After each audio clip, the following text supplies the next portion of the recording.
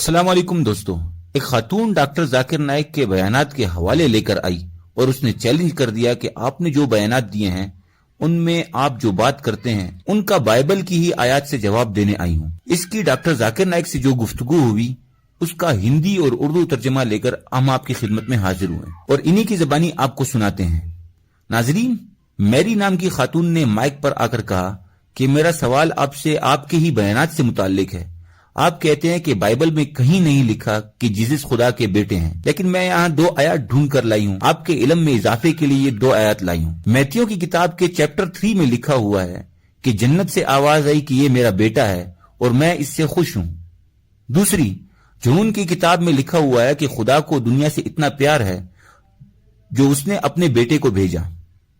جو بھی اس پر ایمان لائے وہ اپنی زندگی پائے گا. My question for you is based on your statement that nowhere in the Bible it's mentioned that Jesus Christ is the Son of God. And based on my knowledge and understanding of Bible, I have picked up 2 verses to quote, and I would like only your clarification in the light of Islam. The first one is Matthew chapter 3, verse number 17. And lo, a voice from heaven saying, "This is my beloved Son, in whom I am well pleased." The second is John chapter 3, verse number 16. For God so loved the world that he gave his only begotten Son.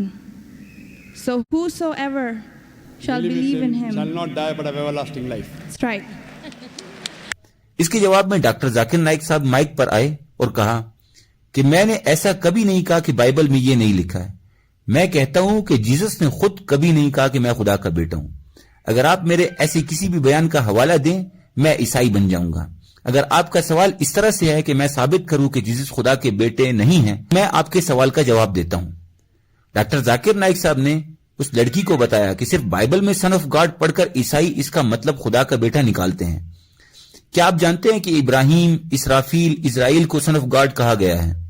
تو کیا آپ سمجھتی ہیں کہ یہ سارے خدا ہیں؟ رومن کی کتاب میں لکھا ہے کہ جو خدا کے بتائے راستے پر چلتے ہیں وہ سن آف گاڈ ہیں. اگر اسی طرح سے دیکھیں تو جیزس واقعی سب سے پسندیدہ سن آف گاڈ ہے. مطلب انہوں نے خدا کے بتائے احکامات کی پیروی کی. یہ آپ کے میتھیو کی کتاب کے حوالے کے جواب ہے. خاتون کے بیان کی گئی دوسری آیت کے جواب میں ڈاکٹر ذاکر نائک صاحب نے اس خاتون سے پوچھا کہ آپ مجھے بتائیں بیگاٹن سن کا کیا مطلب ہے؟ تو خاتون نے جواب دیا کہ لوگوں کو دیا ہوا.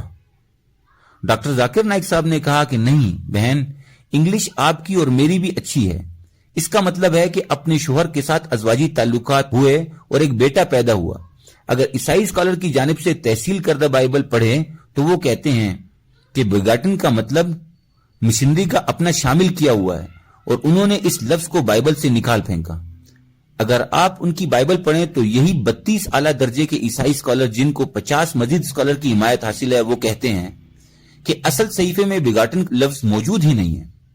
تو جیزس ایسے ہی سن آف گاڈ ہے جیسے کہ باقی پیغمبروں کو سن آف گاڈ کہا گیا ہے. اس کے بعد ڈاکٹر ذاکر نائک صاحب نے اس جواب کے بعد اس خاتون سے کہا کہ اب کیا ہم اپنے چیلنج کی طرف آئیں؟ میں نے کہا تھا کہ اگر میں ثابت نہ کر سکا تو عیسائی بن جاؤں گا. آپ مجھے بتائیں کہ آپ اسلام قبول کر لیں گی؟ انہوں نے کہا مجھے مزید سوال کرنے ہیں. ڈاکٹر ذاکر نائک صاحب کی اجازت سے اس نے سوال کیا کہ مسلمان کیوں سن آف گاڈ کس طرح استعمال نہیں کرتے. ڈاکٹر ذاکر نائک صاحب نے بتایا کہ اگر آپ قرآن پڑھیں اللہ کو 99 ناموں سے پکارا گیا ہے لیکن ایک بھی جگہ عبد کا لفظ نہیں لکھا گیا. اس کا مطلب والد. پرانی کتابوں میں سن آف گاڈ لکھا گیا تھا تو لوگوں نے اس کا مطلب غلط سمجھا. ایک مثال دیتے ہوئے ڈاکٹر ذاکر نائک صاحب نے بتایا کہ اگر میں کہوں کہ بیٹا تم نے اچھا کام کیا تو میں خوش ہوں گا، مجھ سے شفقت سے بات کر رہے ہیں. لیکن اگر میں کہوں کہ تم نے اچھا کام کیا بیگاٹن سن یعنی پیدا کیے ہوئے بیٹے، تو وہ میرے منہ پر مکہ مار دے گا. اس کا مطلب یہ ہے کہ میں اس کی ماں کو برا کہہ رہا ہوں. تو اس کنفیوژن کو ختم کرنے کے لیے قرآن میں سن کا لفظ استعمال نہیں کیا گیا، اس لیے ہم سن آف گاڈ کا لفظ استعمال نہیں کرتے. People have misunderstood the meaning of son of God. They started thinking to be begotten son. For example, if I tell, young son, beta tumne acha sawal pucha. Son, you have asked a very good question. If a son asked a question of the age of 10, son, you have asked a very good question. But if I say, you begotten son, you have asked a very good question, he may punch me. He'll not say, oh, Zakir is elderly. He may punch me. That means I'm abusing his mother. If I say my begotten son, he'll get angry. I'm insinuating that I had sex with his mother.